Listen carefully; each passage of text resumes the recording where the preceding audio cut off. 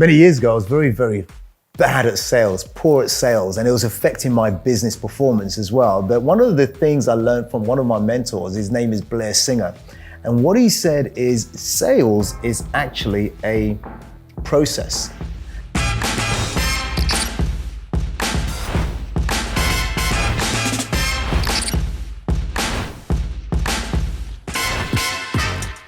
I want to go through that process he taught me, which we teach our clients as well.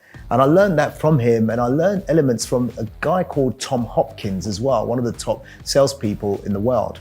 And so if we know sales is a process, what is the process? Now, one of the things I love about what Blair said about the sales process is take your time to do number one.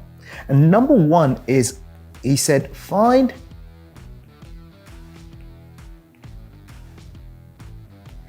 people with money.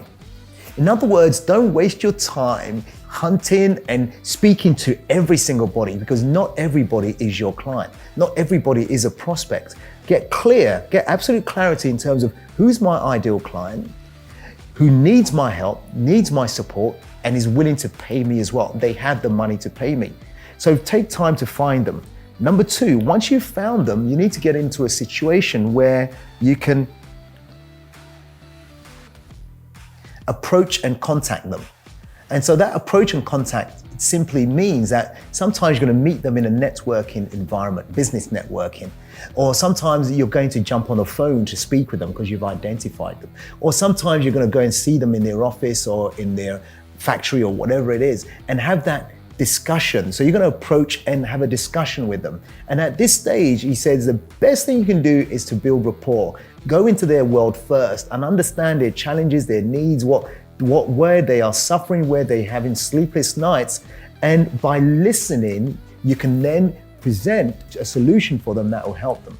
So at this approach stage, what he said is, what you want to do is ask so many questions that you really get to understand who they are, what their challenges are. And so just focus on asking questions and building rapport, building affinity. And by doing that, they get to know you, like you, and trust you. And at this stage is at some point, they're going to say to you, what do you do? And when they say, what do you do? Guess what? They've opened a door for you. And they say, what do you do? You better be ready. You better be ready to pitch or present. You better be ready, have your pitch ready in terms of when they say, what do you do? What are you going to say? Are you going to say, duh? And some people say, well, I live here and I do this and I do this kind of business and I have another business that I'm doing. I look after my 3 kids. They're not really interested. What they are really interested is how can you help them? So when they say, what do you do? You better be ready. And so for a lot of our clients, we teach them how to pitch effectively on the spot. And so sometimes it might be, they say to me, what do you do? And I'll tell them, for the past 15 years, I've trained and coached hundreds of thousands of people around the world to have more wealth and to grow themselves personally and also to grow their business, typically between 20% to 200% in just a matter of months. Would you like to learn more? Now that's a simple pitch that I learned how to put that together. So you've got to learn how to do the same thing. Now, after you've pitched or presented your solution to them, they are either going to tell you no, or they're going to tell you yes. And for most people, when they get a yes, that's fine. You can go ahead and deal with the order, sign the order. But when they say no, some people get stuck. And so you need to have a set of tools that allows you to turn no's into yes. When someone's no is not always a no. Sometimes it's a no because they haven't heard something or there's something missing in your presentation. That no leads to what Blair Singer calls your objection handling. So you've got to now handle their objection.